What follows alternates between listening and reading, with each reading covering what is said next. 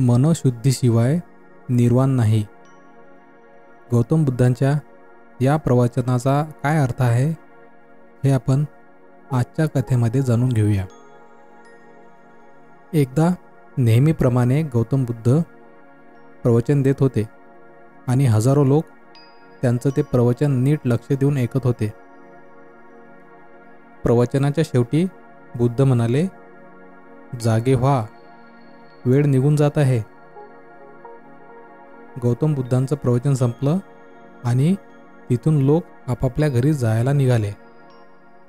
बुद्ध आपला शिष्य आनंद याला म्हणाले, चल थोडं पुढे जाऊन येऊ. मग ते दोघं विहाराच्या प्रवेशद्वारापाशी थांबले. त्या गर्दीतून वाट काढत एक स्त्री बुद्धासमोर आली आणि म्हणाली, मला तुमचे धन्यवाद द्यायचे आहे. मी एक नर्तकी आहे आणि मला या शहरातल्या एका श्रीमंताच्या घरी मैफिलीसाठी जायचं होतं. मात्र तुमच्या प्रवचनात मी इतकी गुंग झाले की मला वेळेचं भान राहिलं नाही. ज्यावेळेस तुम्ही म्हणालात की जागे व्हा, वेळ निघून जात आहे, तेव्हा मला माझ्या त्या कार्यक्रमाची आठवण झाली आणि मी भानावर आले.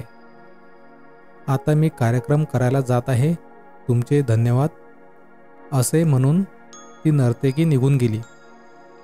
तिच्या पाठोपाठ एक पुरुष बुद्धांच्या समोर उभा राहिला आणि म्हणाला की महाराज, मला तुम्हाला धन्यवाद द्यायचे आहेत.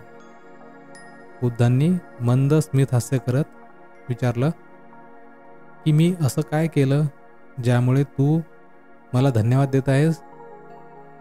तो माणूस म्हणाला, मला तुमच्याशी खोटं बोलायचं नाही आहे. मी एक दरोडेखोर आहे.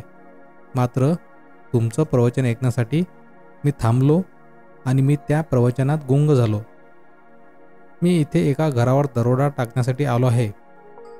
जेव्हा तुम्ही म्हणालात की जागे व्हा, वेळ निघून जात आहे, तेव्हा मी भानावर आलो आणि आता मी दरोडा टाकण्यासाठी जात आहे. तुमचे धन्यवाद, असं म्हणून तो दरोडेखोर गर्दीत नाहीसा झाला. त्यानंतर बुद्धांना एक वयोवृद्ध व्यक्ती काठी टेकत त्यांच्या दिशेने येताना बघायला मिळाला. एव्हाना बुद्धांनी तो काय बोलणार हे ओळखले होते. तो वृद्ध बुद्धांच्या दिशेने आला आणि म्हणाला, बुद्ध, मला तुम्हाला धन्यवाद द्यायचे आहेत. मी लांब बसून तुमचं प्रवचन ऐकत होतो. मात्र जेव्हा तुम्ही म्हणालात की जागे व्हा, वेळ निघून जात आहे, तेव्हा मला जाणीव झाली आणि मला आता लक्षात आलं की मी माझं जीवन व्यर्थ घालवलं आहे.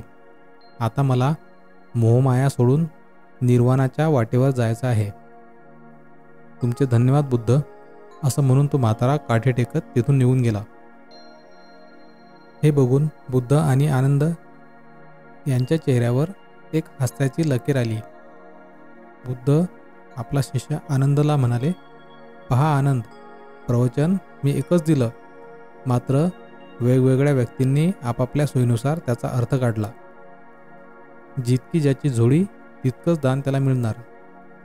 अशाच प्रकारे निर्वाणाचं दान प्राप्त व्हायला त्या व्यक्तीची झोळीही तितकीच मजबूत असावी लागते. मात्र मनशुद्धीशिवाय निर्वाण नाही हे नक्की. मित्र हो, बरेचदा निर्वाण आणि मोक्ष यामध्ये साम्य दिसून येते, परंतु तसे नाही. निर्वाण ही स्वतःला दुःखापासून मुक्त करण्यासाठी आत्मज्ञानाची अवस्था आहे, तर मोक्ष म्हणजे अमर आत्म्याची जीवन, मृत्यू आणि पुनर्जीवन या चक्रातून मुक्ती होय. आशा करतो की तुम्हाला बुद्ध धम्मा इन मराठी या पॉडकास्टचा हा एपिसोडसुद्धा आवडला असेल.